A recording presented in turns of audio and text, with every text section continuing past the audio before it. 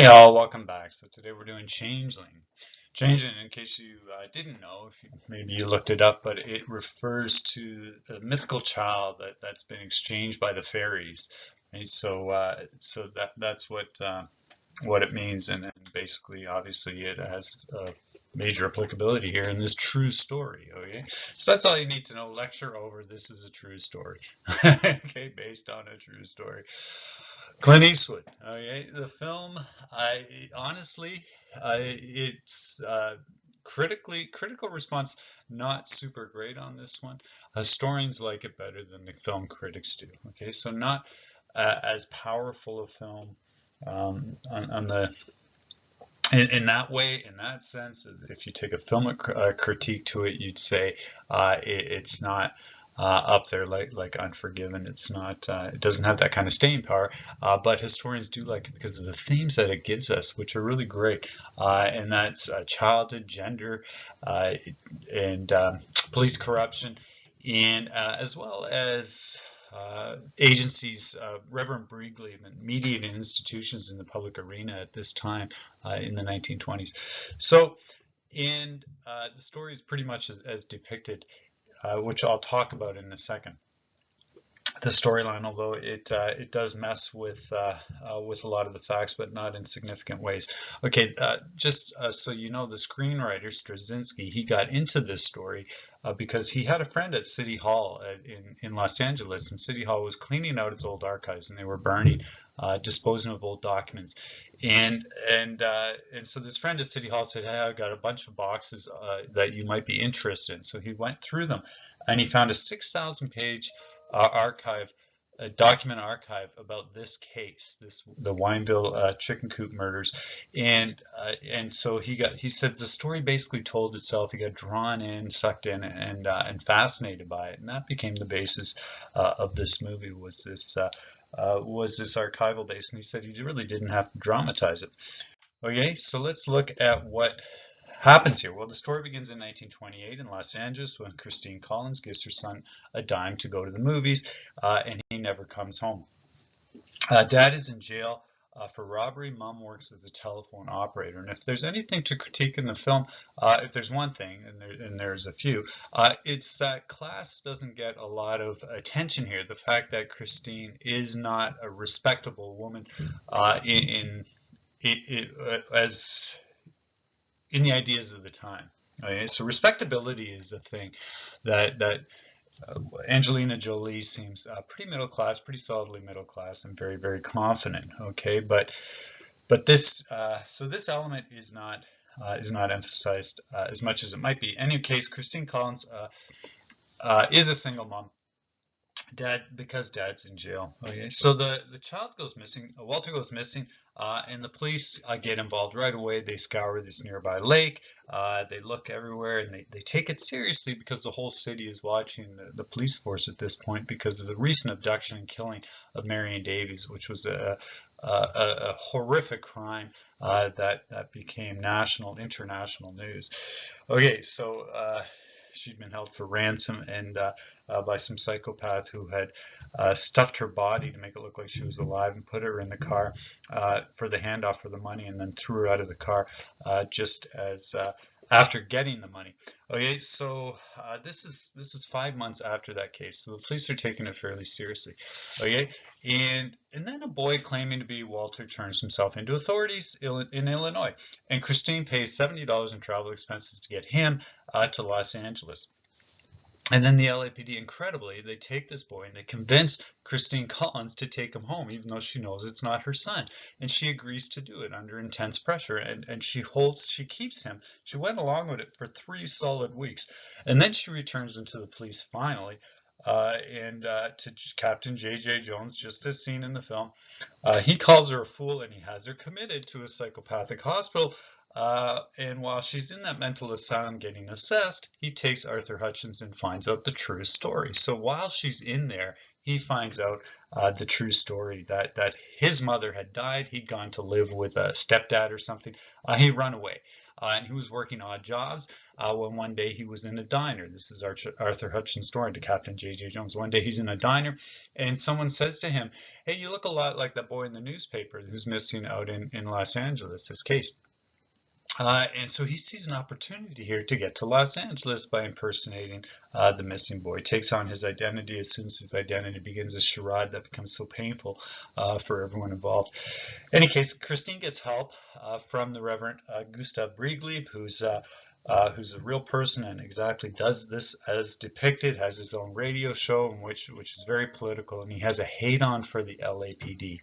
He also helps her sue the Los Angeles Police Department, the city, and the LAPD actually, and specifically they go after this guy who is Chief James "A Two Gun" Davis. So we'll talk about him when we get into the police corruption thing. Okay, so the suit is $500,000 for false imprisonment, and it's a civil suit, much like Nicole's family filed against OJ after they didn't get justice in court, and they won that. So 2 trials, 2 years later, Christine is finally awarded $10,000 from J.J. Jones only. So she wins her suit against J.J. Jones, and never manages to collect though because he claimed he was broke. Okay, so that's the story. As for Gordon Northcott, his story is not quite as the film depicts, but mostly. So he's from Canada, his family is, and they moved to Los Angeles in 1924, and they bought this place for him to build a chicken ranch, this little 3-acre property. And this is how his nephew Sanford Clark ends up here, because he's from Saskatchewan, and Gordon Northcott invites him down to help him build this chicken ranch. Sanford Clark is only 14 when he comes down, and he's right away molested by Gordon Northcott, who also beats him. And as it turns out, he's also by now in the habit of abducting and molesting boys and letting them go, and that's how he starts on his crime spree. What the movie doesn't show, because it complicates things and probably because it's just too disturbing, is the role of the mother, Sarah Louise Northcott. Okay, so it's not just Gordon who kills the boys. His mother is in on it also. In fact, she is the one who first proposes killing Walter, and that they do it in tandem, so none of them will rat the other one out. So the 3 of them actually participate in the killing of Walter. Now, Sarah Louise Northcott has already become complicit. She was aware that her son was a pedophile, and she becomes complicit in his crimes when he shows her and Sanford Clark the head of a Mexican laborer that he beheaded, and that was the beginning of his murder spree, apparently. This is all according to her confession. That's where we get most of the facts. So she's complicit, and she also knows that Walter Collins has seen Gordon Northcott's face, and will be able to identify him. So she, wanting to protect her son, proposes that they kill Walter. They go on to kill at least 2 other boys. 3 other boys that she confesses to. Rumors were that as many as 19 boys were killed at the ranch, but only those 4 were substantiated because parts of their remains were found on the property. Okay, and that story also is much as depicted in the film. That the police visit happens because Sanford Clark gets a phone call from his sister, who's very worried about him, gets more worried after talking on the phone, and can tell that he's very afraid. She comes down to visit. He manages to tell her what's happening here, and now she's completely freaked out. They try 3 times to arrange his escape. It never works because Gordon Northcott and his mom always show up. So then she leaves the ranch and tells the police that her brother is here illegally and needs to get deported to Canada. So they show up on that premise. Immigration and he tells them what's happening, and the rest as much as depicted in the film, other than the fact that Gordon Northcott and his mother both flee the ranch when the police show up, and they both make it to Canada. And it's not Vancouver, but in American films, they know maybe two Canadian cities. There's Toronto somewhere, and there's Vancouver somewhere. It's Vernon. Vernon, British Columbia is where they end up. And that's where the RCMP arrests them, and that's the beginning of the trial. Now, what you need to know about the trial is that both of them are tried, and the reason there is a trial is because you have this drama where they both confess, and then they both retracted their confession. Okay, so you get a trial of both mother and son, during which she ends up confessing to the crime. Okay, so long trial, all-male jury for Gordon Northcott because the details are too gruesome for the weaker sex, or so it's thought. The mother gets 12 years, and she's paroled after 12 years, and she dies at the age shortly after she gets out of prison at the age, in 1944. So soon after her release, and Gordon Northcott will be executed in 1930. Now, before all that, there's all this other drama about whether or not Walter was one of his victims, and whether the mother's confession was the true story. And that is well depicted in the film as well. Gordon at first said, yes, first he had confessed, right? Then he said he had not killed Walter, that Walter was not one of his victims. And then he sends Christine a telegram while he's in prison awaiting execution, and says he'll tell her the true story if she comes to visit him, just like depicted in the film. She comes to the prison. He balks, can't do it, couldn't admit it. And so he is executed without her getting a satisfactory answer, as opposed to what her instincts probably would have told her is true. But she gets all the hope she needs when 5 years later, miraculously, one of the boys who'd been was supposed to have died at the ranch, and was supposed to have been one of the victims because he definitely had been abducted by Gordon. He shows up alive and well. So he's been working odd jobs for 5 years, staying under the radar, too ashamed to go home, and then he does, and so exactly this haunting story that's as depicted. So that is well done. Unlike in the film, though, Eastwood here invents something that doesn't happen. There's no story by this boy of any escape attempt. So, but it's enough. His story, the fact that he could show up so many years later, gave Christine all the hope she needed to go on searching for the rest of her life. If somehow Walter was alive today, he'd be in his early hundreds. So, in any case, let's look at the themes of the film. Oh, before I finish that, Sanford Clark, the nephew, he ends up. That story is at least has a silver lining. The district attorney in California, wise enough to see that this boy was a victim and was forced to participate in these crimes, so he is in custody for 5 years. He's in youth correction, and he gets counseling during that time. He comes back to Canada, Saskatchewan, marries, ends up enlisting in World War II, and he dies in 1993. And there's a book by him about him called The Road Out of Hell by Anthony Flacco. So he becomes part of the, he goes on to live a fairly normal life, becomes part of that greatest generation, as they call him. Okay, so that's the story. Now let's look at the themes that it invites us to think about. Okay, and I'm going to turn off my film here, or my the video at this point, to keep the file smaller. All right. Okay, so first thing I want to look at that's worth looking at here and gives us entry to is childhood. And the film reminds us very clearly that childhood was very, very different in the 1920s.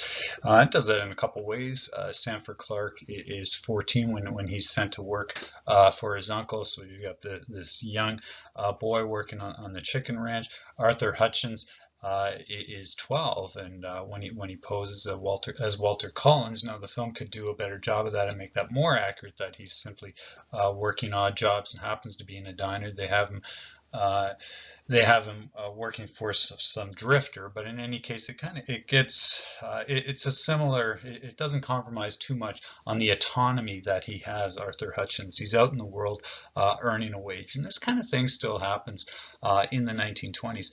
it's a time of autonomy. This kind of thing is back now with free range parenting, open range, whatever it's called now, and there's a lot of talk about the bubble generation, in that we protect our kids way too much today from everything, but and so and it's true that it's completely different today than it was 100 years ago in that regard. There was a ton of autonomy. Now that said, it's not all little rascals, and that's kind of our, at least for me, that's our view of the 1920s, and it makes sense because this show began. This was a series of films that were made beginning in 1922 by director Hal Roach, and then they migrated to television in the 1950s, and they were, and I grew up watching them on TV, and maybe you've seen them as well, Alfalfa and whatnot. But and it just seems like a idyllic, fun time of complete autonomy that these kids have to invent their own play and to have a really great childhood. Now the thing is, this is true of a certain class, so it's not true of all. But it's a well-known fact that with industrialization and urbanization in the late 19th century in both Canada and the United States, the working class utterly relies on their child labor. So child labor is an integral part of the family economy, and is completely relied on by this new urban industrial family in the United States and Canada, and it's seen as a massive problem. It's understood that in the early 20th century by the same kind of reformers we've talked about before. And out of this comes this National Child Labor Committee that tries to push back against that. And it begins actually in 1904 with some prominent names like Jane Addams are on this group, and they push hard for legislation and regulation against child labor of all forms, especially given how dangerous it is, and how many, and the infant mortality of the time is directly linked to this. Okay, so what maybe you've seen Louis Hine photographs. So Louis Hine is a classic reformer. He's hired on by the NCLC to be their official photographer. We just have this amazing photographic record that he's left us of child labor of the time. In 1917, this group, or 1916, we get our first federal law, but it is struck down as unconstitutional 2 years later. So change does not really happen. Okay, and much of this labor, as I said, is shortening the lives of these children and super dangerous, and especially in the coal mines. Here you have a picture of Louis Hine, and he's getting into these places by the way, surreptitiously, by pretending to be other things like a Bible salesman or whatever he's trying to do, and so he's allowed to come in and he does his photographs. This is coal breaking in Pennsylvania, which creates coal dust, which destroys your lungs and shortens your life by decades. Tipple boys are the guys working at the entrance to the coal shafts. They tip the carts over. So again, much coal dust. Young cigar makers here, midnight at the. In fact, it's not till the 1930s that we really get the advent of youth, by which I mean the beginning of the invention of the idea of the teenager as a concept. And that happens because of the Depression. That happens because of the Depression. During the Depression, jobs are very few, and they must go to men with families. So the youth become unemployed, and they start going to high school in record numbers. Now, with this cultural shift, the beginning of the transition of youth from worker to student, from asset to liability, as they lose their place as the secondary earners in the household economy, what happens is that job in the family transitions to mothers, working mothers. So this is the advent of the teenager, and also the beginning of working mothers, like Christine Collins. So, and it's interesting that with that shift in culture and coming out of the Great Depression, we also finally get a victory here in terms of child labor regulation in the Fair Labor Standards Act of 1938, which finally saw a definitive end to oppressive child labor in the United States. It also incidentally saw the 40-hour work week instituted, again a Depression era idea. which comes, or an idea that's been around for a long time. There was a 10-hour day movement, there was a 9-hour day movement, there was the 8-hour day movement. Now we finally get the 40-hour work week in the context of the Great Depression. If you want to read more about this, read The Rise and Fall of the American Teenager by Thomas Hine, and I think he might be connected through family to Lewis Hine, but I'm not 100% sure on that. In any case, 1938 is the end of that. But yeah, we romanticize. There is a lot of autonomy in childhood in the past, and that changes in the 1930s. But we romanticize it, but it's not that romantic. And in fact, you can see that in the fact that it's actually very dangerous, and life expectancy in the States is very low in the 1920s. 57 for whites, 47 for blacks, which is better than it had been at the turn of the century. And this is completely connected with children and children dying young. Okay, infant mortality as well as child mortality. Okay, so it's a dangerous time to be a child. Lots of autonomy, but it's dangerous. And here we see the deaths per 100,000 infants, 1900, 2007, and just it goes off a cliff, right? 1920, infant mortality rate is 131 per 1,000. Today, it's about 20. Okay, 131 to 20 today in that century. Right? And there's all sorts of ways that that children would get killed. Being on the job is number one, but there's also many childhood diseases that we don't have anymore. Right? And there's also other things that come with unstructured play. The fact that that kids are not supervised in ways that that stagger our minds. Most kids were not taught to swim, but we're swimming all the time. They have free rein to play, and many of them are drowning. The past is just a dangerous time in general, in terms of all the chemicals and household chemicals that are lying around that are killing people in goodly numbers. Kids are routinely killed by eating lye that's used in making soap. They're also often killed in house fires, and until World War II, 90% of the houses in North America are still heated with wood or coal, and house fires was a huge thing. Okay? But yeah, things like diphtheria, measles, tuberculosis, rickets, vitamin deficiency. Post-war, we get a massive drop in these things, and they're essentially eradicated, and we also get a huge drop in pathogens because of cleaner water and better housing.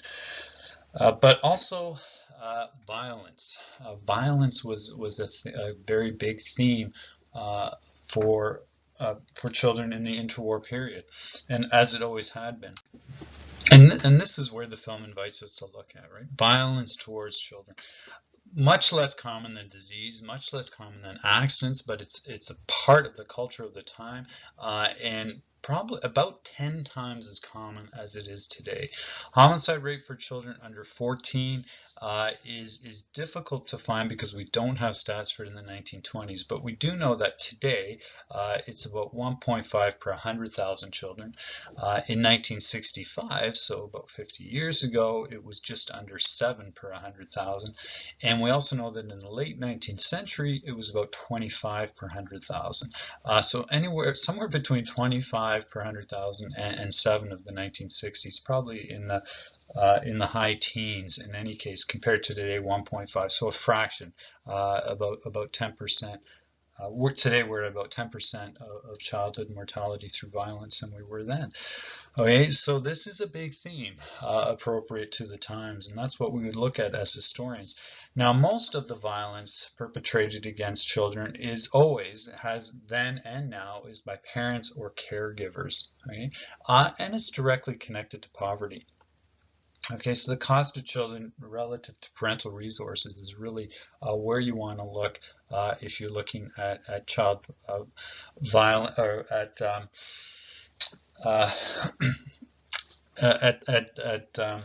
infanticide.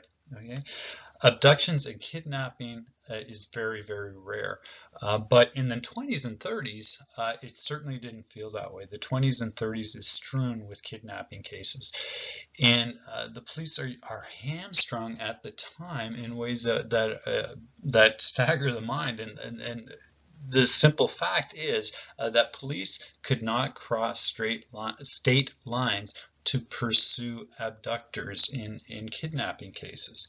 Okay, so they were stuck at state lines, and there was no federal agency that dealt with this. There was no federal agency. That doesn't change until 1932, when we get what's called the Federal Kidnapping Act, which is also known as the Lindbergh Law, and it gives the feds the authorities that they didn't have up until that point to pursue kidnapping cases across the entire United States.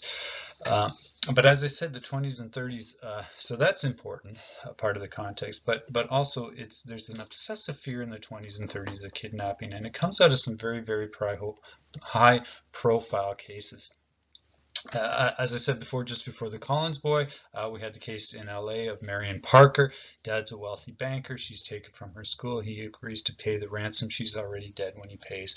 Also in the 20s, we have the Charles Lindbergh, right? Charles Lindbergh, 1932, crosses the Atlantic. He's only 25 at the time, becomes massively popular, and wealthy. And his baby is taken from their home, from the second floor bedroom. A ladder is put up against the house, and the Lindbergh baby is stolen. And there's this massive hunt after that.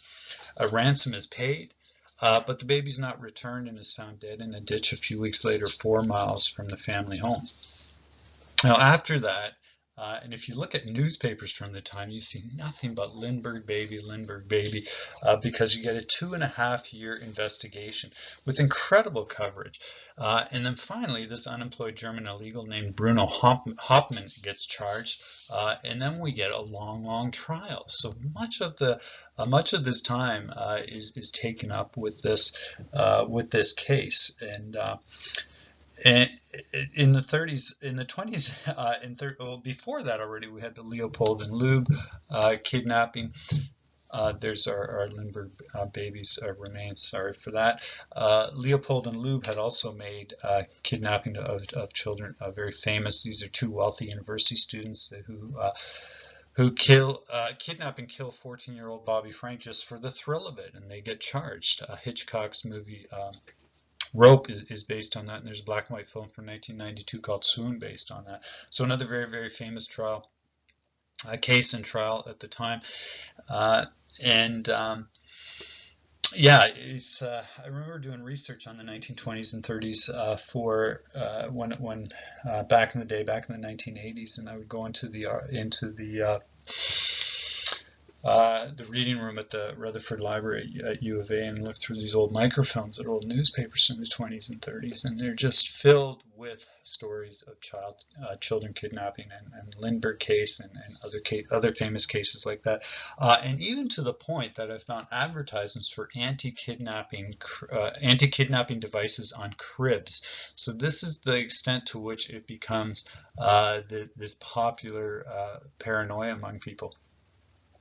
Coming out of these famous cases, which and these perpetrators are enabled by the lack of federal legislation until 1932 that has any teeth for taking a transnational approach to investigations. Leopold and Lube, both convicted. Lube is slain in prison a few years after that. A fascinating case. 1933, to get a sense to understand this era, the spike in violence and the fear thereof. Look at this, 1933 in San Jose, California.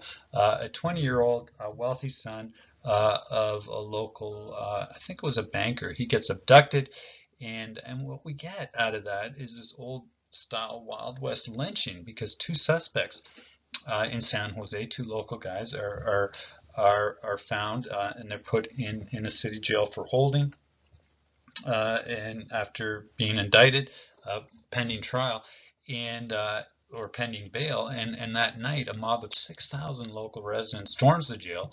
The sheriff comes out, they beat him unconscious, and all the deputies, and then they drag these two men across the road to the park, and they lynch them. They hang them from these trees. The nation can't believe this happens, but the governor of California, even more unbelievably, he comes out. His name is James Rolfe, and he comes out publicly in favor of it. And he says this: He says, while the law should have been permitted to take its course, the people by their actions have given notice to the entire world that in California, kidnapping will not be tolerated. Okay, uh, so you can see here how he is playing on the public appetite for dealing with what is seen as a national, as a scourge, right? Okay, so that a politician, his political instincts run with pro-vigilantism tells you a lot about the culture of the day, as do these official photographs. And this is what would happen in the old style lynchings: is they would is postcards would be made up of them. And this happened with the Thurmond and Holmes lynching, along with that quote from the governor right there on the postcard that you could send and show your friends and relatives that you were had been a participant in this particular lynching. Okay, so that is childhood in the 20s and 30s, a time of autonomy and a time of violence. And the past, again, is a different country, is a foreign country. And the film does a pretty decent job in reminding of us of that, although it could have done better on the class component. Okay, second theme is police and police corruption. LAPD depicted very accurately in this film as a law unto themselves. Police corruption abuse is seen as a national problem at this time period. And we've talked a bit about this before, but this is special. This is about prohibition. Context here, 20s and 30s, is the heyday of organized crime. In fact, this is when that term enters the popular lexicon, and the term syndicate.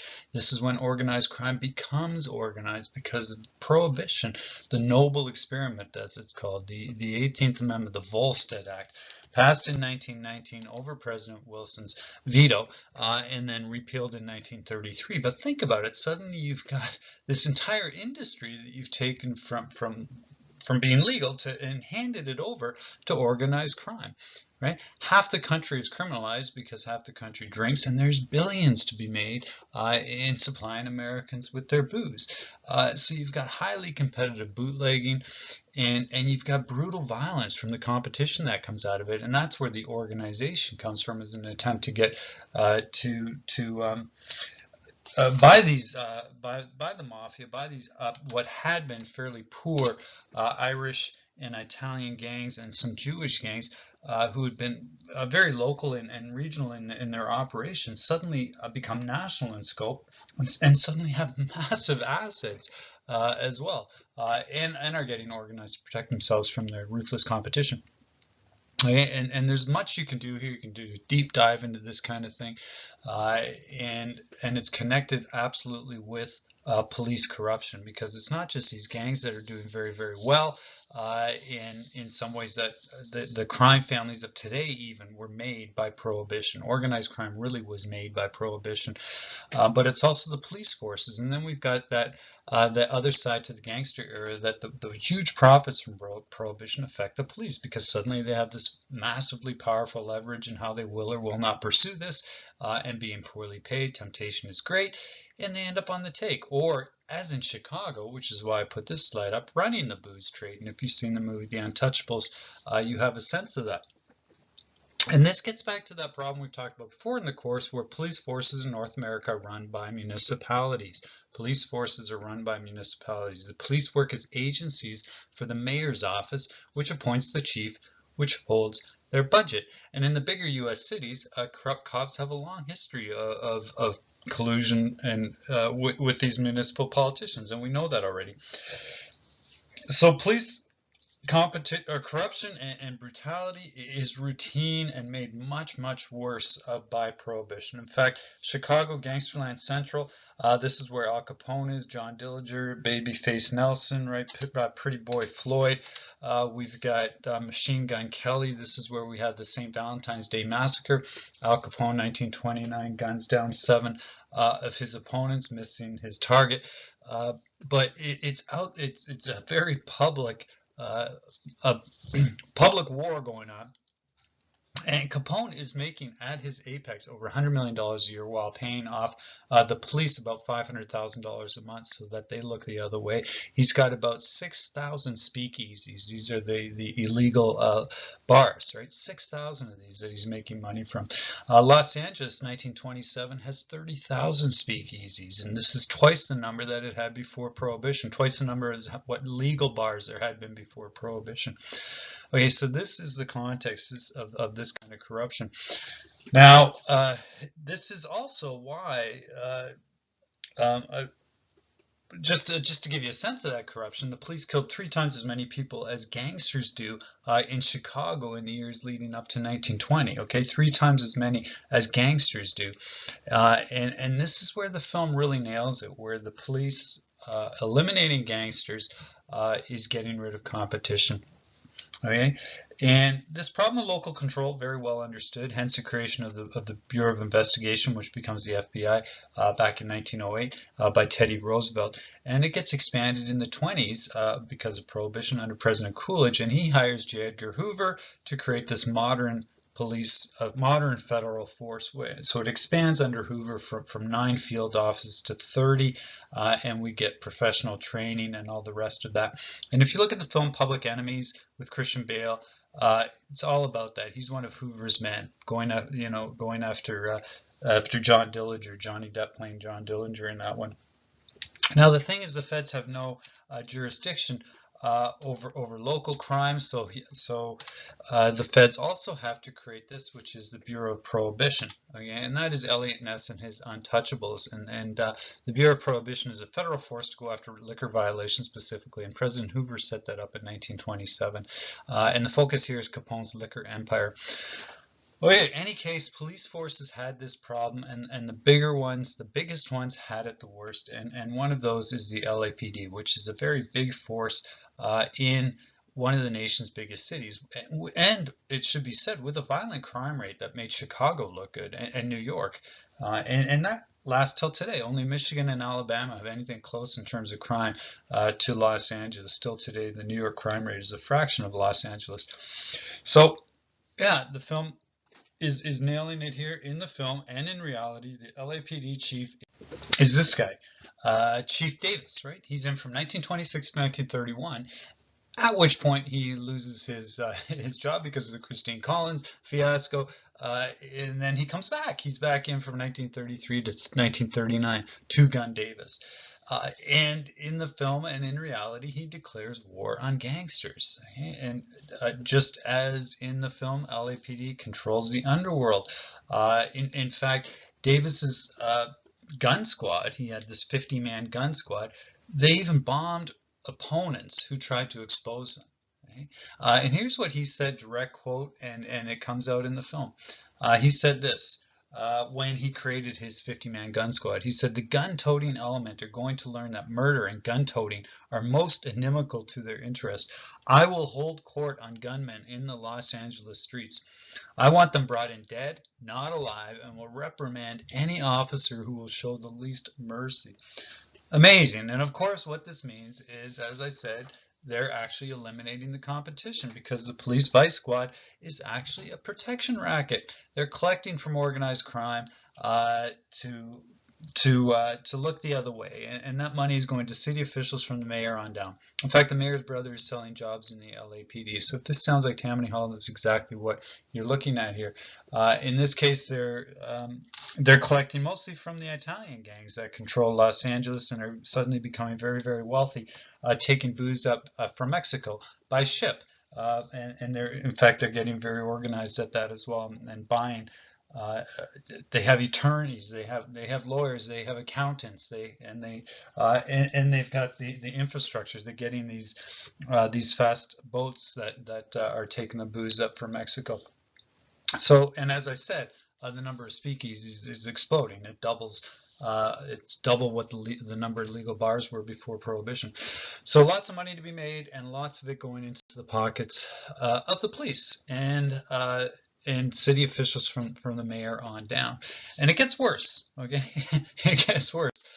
in the 1930s under this guy, Frank Shaw, who unfortunately is Canadian. There's two Canadians in this story, which I'm not comfortable with, but Frank Shaw, Canadian-born, and most corrupt mayor Los Angeles ever had.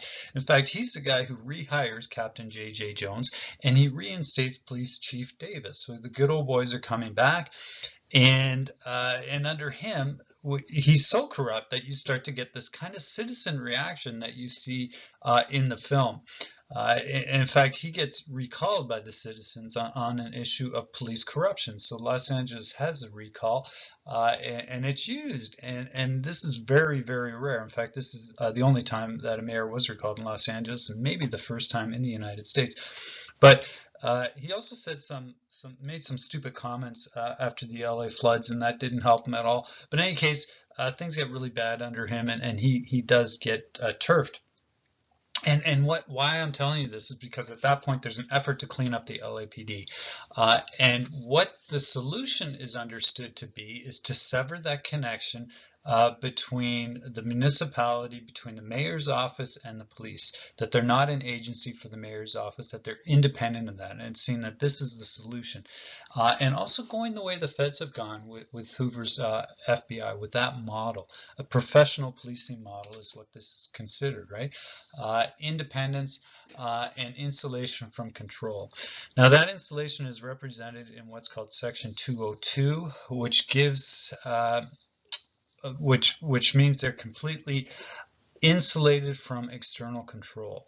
Section 202 of the city charter, which is brought in the 30s by a pretty narrow margin, says that officers in the newly reformed LAPD have a vested right to their jobs and couldn't be removed or disciplined except by a board of fellow officers. And this is not amended till 1992. So this is the solution. Sever those political connections. But what happens then is you've got this completely, you've got a very effective force now, but it's effective because it's completely insulated from external control. And yeah, you know, it's no more corrupt political connections, but now it's answerable to nobody. So zero civilian oversight. Civilian oversight is not brought in. Okay, so it goes from being municipal oversight, which is corrupt, to zero oversight, completely independent, which tends up not to be a great thing. And I guess the main point I want to give you is we get a real continuity. Okay, from what we see in the film right up until the 1990s, actually. Okay, and I'll defend that for you because here comes Davis back again under Mayor Shaw, and he survives Shaw's recall. And he does because the LAPD starts to retool itself very successfully as an anti-immigrant, kind of protecting white Angelenos from the threats, from the ethnic threats of these Hispanics that are pouring in to Los Angeles in the Great Depression. Okay, so we go from the 1920s with the 50-man gun squad that's taking it out, or that's raking it in because of Prohibition. After Prohibition, Davis is still a very powerful man because now he retools his gun squad in what he calls the Red Squad, which effectively goes after Hispanics. Okay, and in fact, the LAPD is on border duty, which is not just on border duty, but expelling Hispanics from Los Angeles. And the population there has been growing by quite a bit during the Great Depression, up to the point that by the mid-1930s, they're about 20% of the population. Now, this is a new thing, and a lot of these Hispanics are in Pachuco gangs, and so they become seen as a threat. And so the public acquiesces during the Depression because the police force is going after radicals, and especially communists. So, and anyone who's in a union in the 1930s is called a communist, and many of the unions in this time are Latino. So the police are about union busting, strike busting, and gang busting, and also evicting, literally evicting Hispanics from Los Angeles, and blacks as well. So police are an anti-immigrant protection agency. They keep the middle class safe from the dangerous Latinos and that are flooding into the city, many of whom are in gangs, right? And even border patrol. Okay, even doing border patrol. So this continuity is what I'm talking about here. Here's a Pachuco in his zoot suit. And in fact, we really get a clear example of what I'm talking about, this tension between Hispanics, police, and white Angelenos in the Zoot Suit riots of the 1940s during World War II. What happens is a lot of servicemen have leave from the war in the Pacific, and they'll be in San Francisco and Los Angeles and whatnot, and they get into riots with the Latino gangs who they see as not doing their civic duty, and in any case, this spills over into what are called the Zoot Suit riots, which are where servicemen are going after anyone who looks like a Pachuco. And instead of going after the servicemen for doing this, what happens is the LAPD respond by going after the Latinos instead and arresting those in the hundreds, them in the hundreds. So this is the 40s. Come the 50s, in the Cold War, again, continuity. What we get now is the Chief William Parker era from 1950 to 1966, and he's a genius in terms of PR and spinning spinning the LAPD as this protection agency for you, and please look the other way while we take care of those in the dangerous zones of town.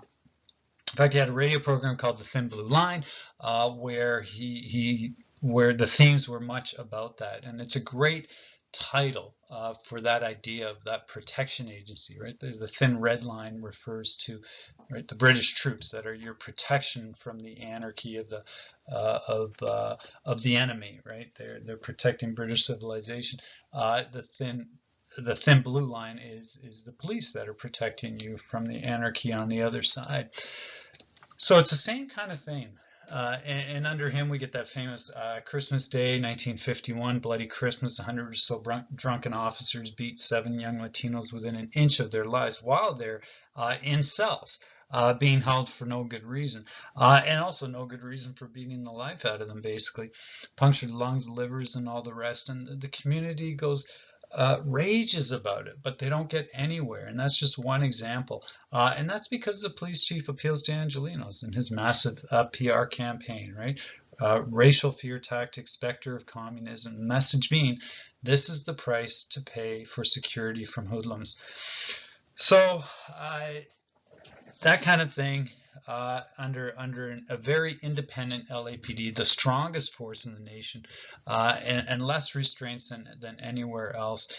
We have this kind of pattern going right through the 1950s, 60s, and 70s. And in fact, it's behind some of the most famous events that you know about in some of the more famous groups from the 1960s, like the Black Panthers or the Nation of Islam. And largely what this is an attempt to arm oneself to deal with the harassment from the police, right? What did Malcolm X say?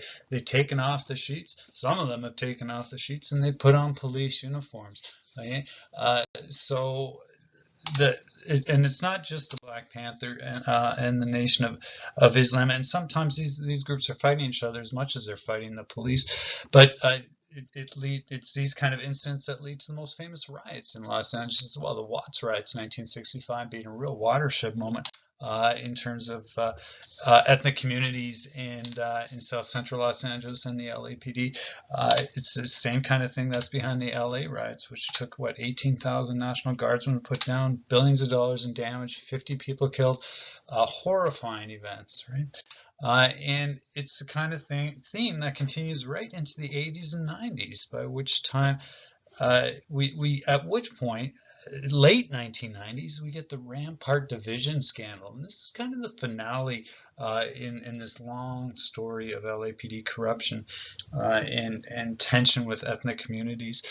The Rampart Division, it was an anti-hoodlums gang. They had an anti-gang unit called Crash, which was community resources versus street hoodlums, which is awkward. In any case, it was discovered that the police were actually, this group was in pay of drug dealers. They're running a protection racket. They were involved in all sorts of things, even a drive-by shooting murder of a hip hop of some rapper paid for by some other hip hop rapper. It was just a gong show. 70 cops are indicted, and they all go to trial. And then they all perjure themselves, and what's discovered is that the LAPD officers have been perjuring for years, and have been encouraged to do that from the top levels, right? And by now the inquiries expanded and to rape, robbery, drive-by shooting, drug dealing, all the kinds of things they're supposed to be putting a lid on is what the police were in this division were engaged in. And this blows up in the LAPD's face, and it becomes a massive scandal. Eventually sees a lot of officers jailed, and it leads to change, and it does, and it leads to affirmative action hiring policies, where what's discovered from the Rampart Division scandal is that almost 80% of the officers in the LAPD were white, and they came from the suburbs, and so they're disconnected from the communities that they're serving, and that led to an affirmative action hiring policy where Latinos and blacks from LA neighborhoods are hired to police their own neighborhoods, and a completely different policing model. And it's the end of the that kind of autonomy. We get the beginnings of civilian oversight for the LAPD. In any case, long story short, which too late for that, but yeah, this is a story of continuity, is what I wanted to present to you. And it's absolutely legitimate that Eastwood looks at LAPD corruption in the 1920s, and better films that look at the police in Los Angeles from that period right up on through to very recent times. We'll look at that theme because it's an important one. And better films will do that. LA Confidential is a film about the Bloody Christmas incident, and then there's some stinkers, some terrible ones. That there was a Ryan Gosling film on one of the chiefs, the era, one of those before William Parker. Anyway, it was bad. But this one I think does a good job with it. Okay, so that's the other theme of police corruption. And another theme, very central theme, is gender and gender disempowerment. Film does a good job here. Angelina Jolie does a good job in showing how vulnerable women are. The critics panned the film for how she had to rely on men in the film, and that was seen as a weakness. But the fact was, she did. She's essentially a single mom, so it's presentist to say that she doesn't have agency, because she didn't at the time. She has limited agency. Single mom, her husband's doing time, she's not respectable. It's much easier for cops to mistreat her, which they do. Not hard at all. And it's part of why something feminist historians and women's studies love to get into. They call it social control theory. Social control theory, I'll get back to that in a sec. But it's the idea that agencies like police, hospitals, psychiatry, all about controlling, exerting power, and marginalizing women, control of anti-socials. And it strays into discourse analysis, because words have power in psychiatry. That is where discourse analysis works the best, in psychiatry. Hence Michel Foucault's big thing was psychiatry, right? Because diagnoses have the power to create reality. Esoteric terms like hysteria, psychosis, paranoia, delusional paranoia, all the psychobabble that a shrink would put in a report for anyone who challenges them. And that's the catch-22 that the film shows. This classic problem of proving you're not insane is impossible, because anything you do, especially as a woman, including protesting, can be labeled as something that fits a diagnosis of instability. And some take this further and say that there's a conspiracy on the part of patriarchal culture, especially at this point in the interwar period, because the feminist movement had made gains, and this is the time for women to be put back in their place. And that's social control theory writ large, saying that it absolutely is a conspiracy in this time and in this place. Now, the problem is you cannot ascribe motivation to people, so it's pretty much impossible as a historian to go with that. You can see the validity of something like social control theory, but it's much harder to make the argument that a patriarchal culture at this specific place is trying to put women back in their place. And the fact is that a lot of women are complicit with what is happening. They're big in these control agencies, especially in these psychiatric hospitals, as depicted in the film as well. But it is true that women have made a lot of gains in the 19th Amendment, 1920, obviously, most importantly with a vote, but court victories over gender discrimination in the workplace and professional bodies and all the rest of it. And 24% of women are working by 1930. One out of four are working by 1930. So women have made big gains, and perhaps there is a cultural blowback to that. It wouldn't be the first or last time. But in any case, it's also an ugly time in America, so perhaps it's simply that, or it's a combination. We know that the 20s is a very conservative time. We've talked about that. We've talked about the Wilsonian War and the hyphenated American. We've talked about the era of the Espionage Act and the Anti-Sedition Act and the Red Scare and summer 1919 and all the KKK and the rest, right? So you know this, you know that this is not a positive time. And the women's movement reflects that. It takes very much a backseat in this time. Okay, and there's some argument that the racist class-bound women are the ones in control at this time. It's kind of a, maternal feminism is a term that's always used. It's the older version of feminism where women's unique biology makes them equipped to do certain things, and they should therefore have these rights. And it's something that the flappers would have rejected. But there's some argument that maternal feminism is on the up in this period. In any case, what matters more is this idea of social control, and that it's just an ugly time in general culturally. Same time, in the 20s, we get this growing fascination with this new thing of psychotherapy. Okay, so it's a few things going on here. And Freud published his Group Psychology and Analysis of the Ego in 1921, which is widely read. Freud is widely read in the 1920s in the United States especially. And it's all real interesting stuff, ego, id, superego, none of which can be quantified or tested. It all just comes out of Freud's brain, left brain, whatever. Psychoanalytic theories, okay, but very, very popular. And we get all these newly named personality disorders, like manic depressive, paranoid, melancholic, neurotic. Right? And we get new European somatic therapies that deal with people. Sterilization. Mentally ill are increasingly sterilized. Right? It's all about socializing the antisocial. There's a real excitement about this at that time, and that comes out of World War I. And kind of that's one argument that's given, that it's kind of the search for, how did the most advanced nations of the world resort to such butchery, right? Where did this come from?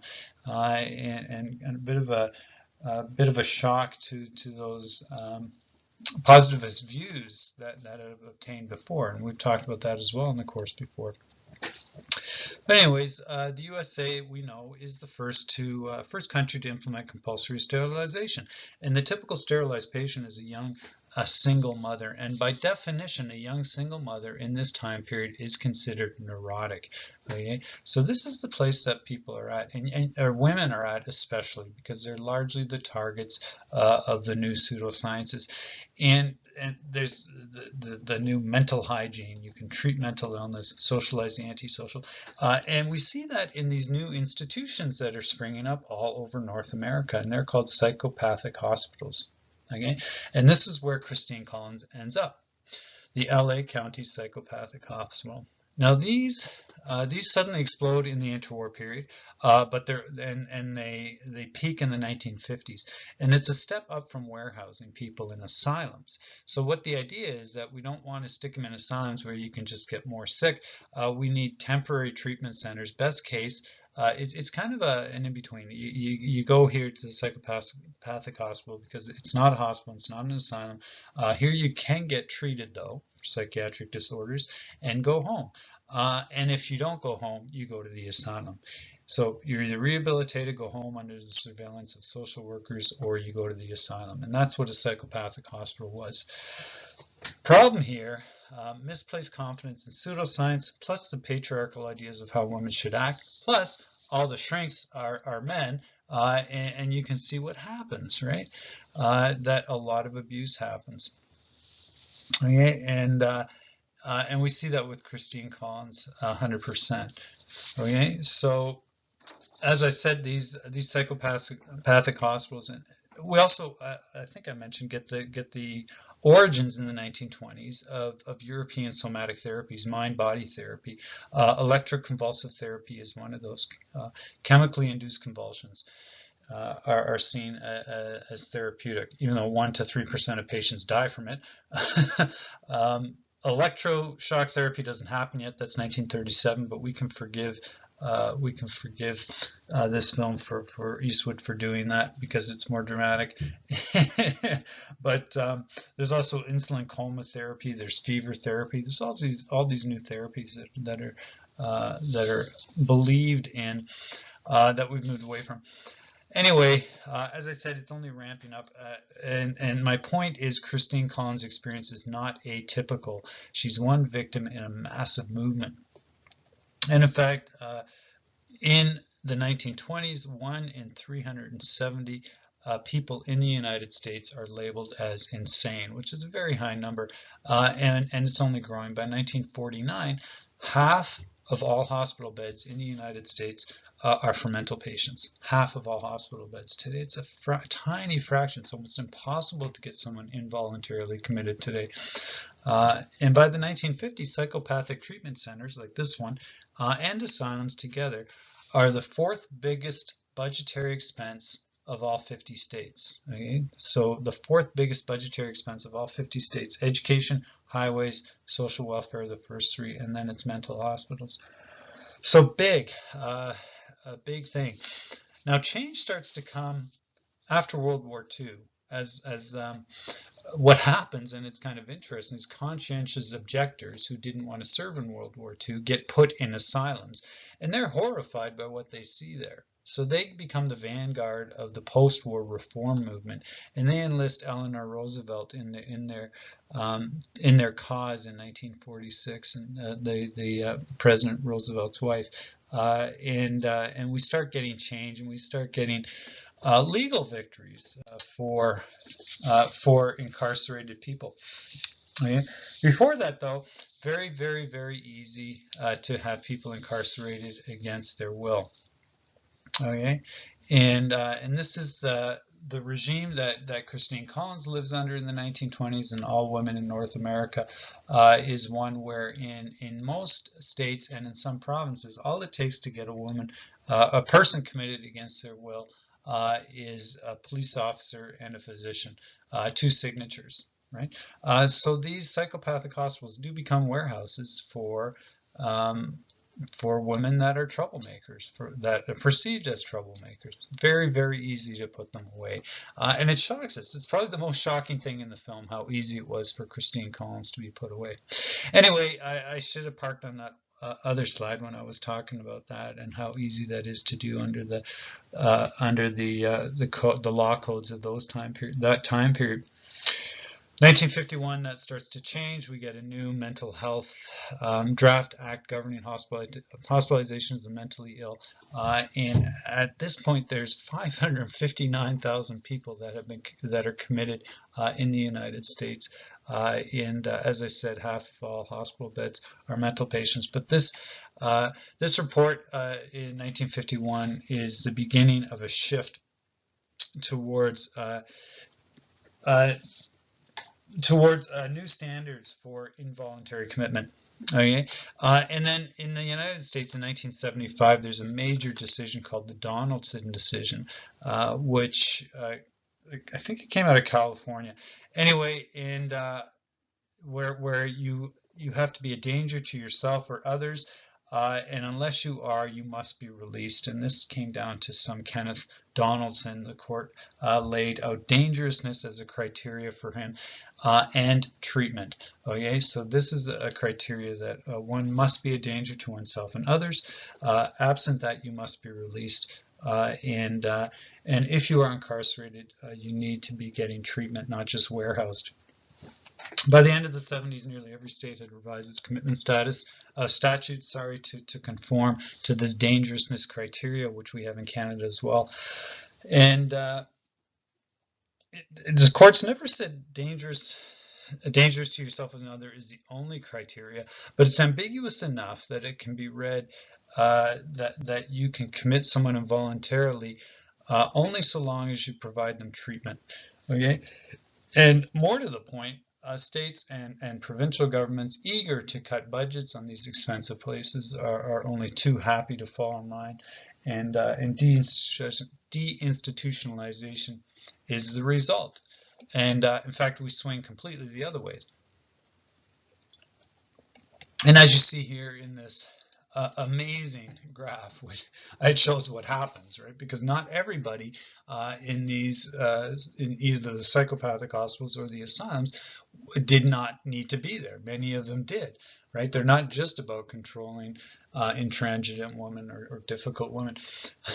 So, and the unfortunate side effect is the community model that was promised as the institutions closed was never built, and most of these people ended up on the streets, which was just simply a pathway to get into prison, which ended up being where a lot of the mentally ill became warehoused.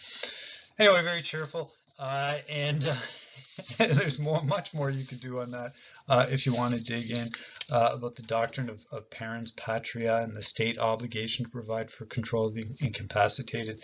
That doctrine is still out there.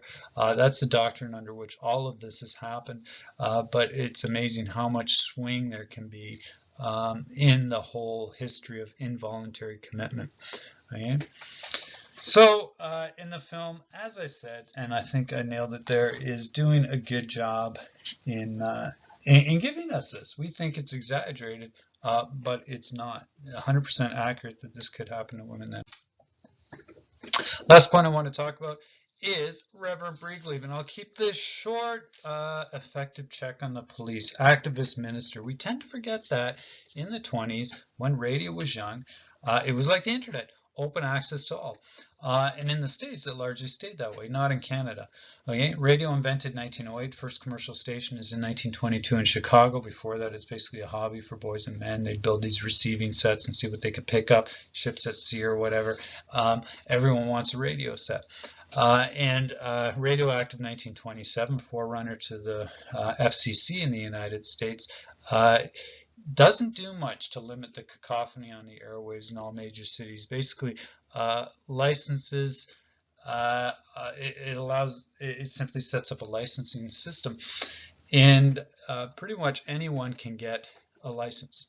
Okay, the court said the feds were not allowed to deny a broadcast license to anyone, and the main groups that are trying to get them, is what I'm trying to say, is churches. Okay, they're one of the earliest the earliest applicants for licenses, and pretty much every big church worth its salt in any big city wants a radio license, and they get it. Electrical parts stores also get them. They want to sell radio parts, and of course newspapers. But yeah, every big church pastor like Briegleave, if they're hip, they want a license, they get them. They set up an antenna on the church roof. No control over content. They said whatever they wanted. You can mix politics and religion all you wanted. Okay, and we get some really big names coming out of this time period that make themselves that way, including Briegleave, right? Who did do exactly as depicted in the film. Went to bat for Christine Collins and went to war against the LAPD and had a massive following and very, very well for the city that way.